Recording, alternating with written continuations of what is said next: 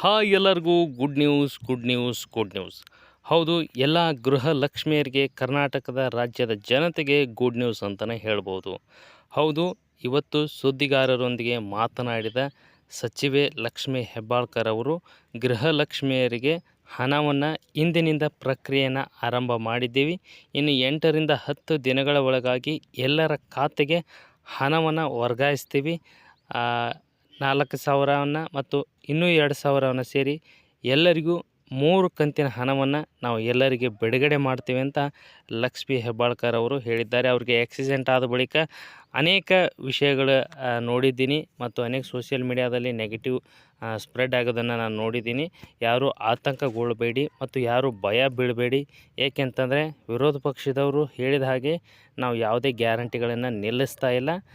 ಸ್ವಲ್ಪ ಡಿಲೇ ಆಗಿದೆ ಹೌದು, ಆದರೆ ಎಲ್ಲರ ಖಾತೆಗಳಿಗೆ ನಾವು ನೇರವಾಗಿ ಇನ್ನೇನು ಬಾಕಿ ಉಳಿದಿರುವ ಹಣವನ್ನು ನಾವು ಕಂತುವಾಗಿ ನಾವು 6,000 ಹಾಕ್ತೀವಿ ಅಂತ ಇವತ್ತು ಸುದ್ದಿಗಾರರೊಂದಿಗೆ ಸಚಿವೆ ಲಕ್ಷ್ಮಿ ಹೆಬ್ಬಾಳ್ಕರ್ ಅವರು ತಿಳಿಸಿದ್ದಾರೆ.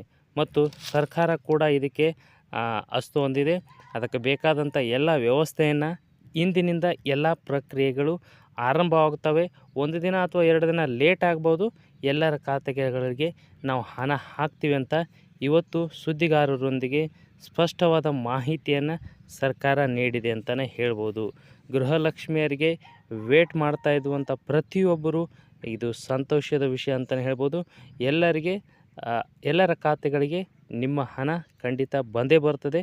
ವೇಟ್ ಮಾಡಿ. 1 ದಿನ ಯಾರಿಗೋ ಒಬ್ರಿಗೆ ಬಂತಂದ ತಕ್ಷಣ ನಮಗೆ ಬಂದಿಲ್ಲ ಅಂತ ಭಯ ಬೀಳಬೇಡಿ. 1 ದಿನ 2 ದಿನ ಹೆಚ್ಚು ಕಡಿಮೆ ಆಗುತ್ತೆ, ಎಲ್ಲರ ಖಾತೆಗೆ ಹಣ ಬಂದೇ ಬರುತ್ತದೆ. ಇದಾಗಿತ್ತು ಇವತ್ತಿನ ವಿಡಿಯೋ ಇಷ್ಟ ಆಗಿದ್ದರೆ ಲೈಕ್ ಮಾಡಿ, ಶೇರ್ ಮಾಡಿ, ಹಾಗೆ ಸಬ್ಸ್ಕ್ರೈಬ್ ಮಾಡಿ. ಹೆಚ್ಚಿನ ಮಾಹಿತಿಗಳಿಗಾಗಿ ನಮ್ಮ ಚಾನಲನ್ನು ಶೇರ್ ಮಾಡಿ. ನಮಸ್ಕಾರ.